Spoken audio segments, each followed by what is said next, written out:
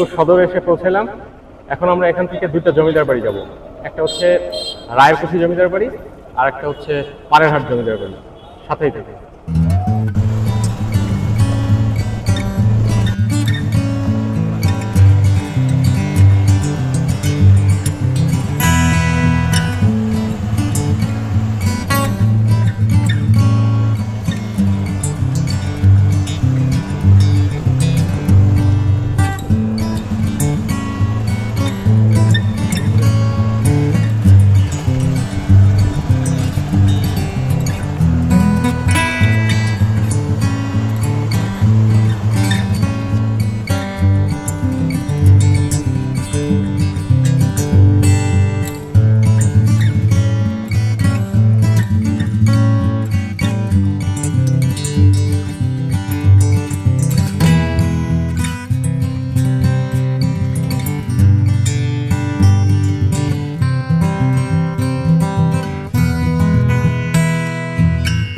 এখন আছি পিরোজপুর শহরে অবস্থিত রায়েরকাঠি জমিদার বাড়ি।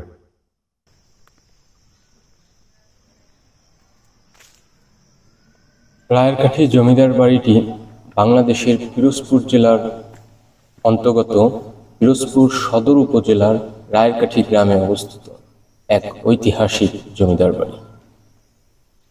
রাজা শ্রীনাথের ছেলে রুদ্রনারায়ণ রায় চৌধুরী বর্তমান পিরোজপুরের রায়েরকাঠি এলাকায় বিশাল বন জঙ্গল পরিষ্কার করে জমিদার বাড়ি প্রতিষ্ঠা করেন।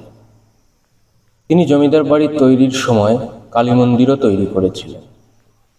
অযত্ন ও অবহেলার কারণে এখন আর তেমন কিছুই অবশিষ্ট নেই এখানে।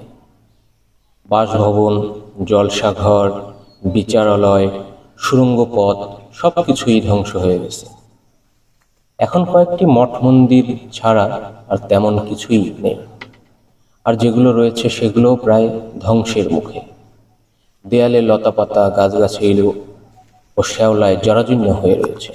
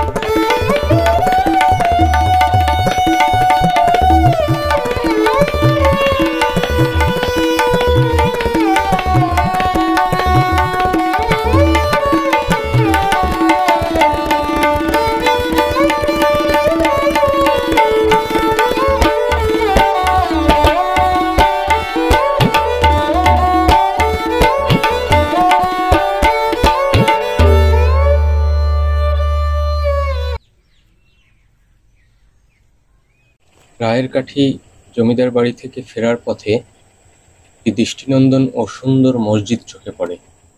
মসজিদটির নাম বাইতুন নাজাত জামে মসজিদ। পিরোজপুর শহরের রসগোল্লার খ্যাতি পাকিস্তান আমল থেকে। বিশেষ করে দুলাল দাসের রসগোল্লা স্বাদে মানে অনন্য হওয়ায় এর কদর রয়েছে। তাই আমরা আজকে একটু দেখে দেখলাম।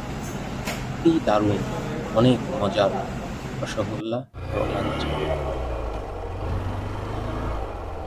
ভাই আসসালামু আলাইকুম। ওয়ালাইকুম আসসালাম। ভাই এই রোড কি পাড়েরহাটের দিকে গেছে? জি পারে আর পাড়েরহাট জমিদার বাড়িটা কোথায়? বেশি দূরে না ভাই, কাছেই তো, মাত্র 5 কিলো হবে।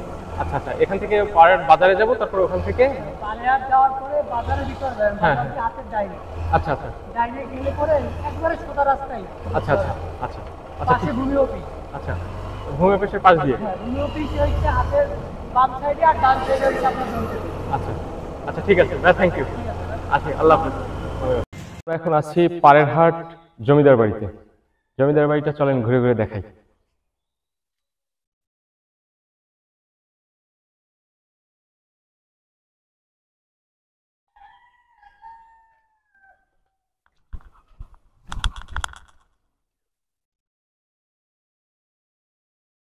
ব্রিটিশ শাসনামলে পিরোজপুর জেলার ইন্দুরকানী উপজেলার পাড়েরহাট মৎস্য বন্দরে গড়ে ওঠে ঐতিহাসিক রাজবাড়িটি।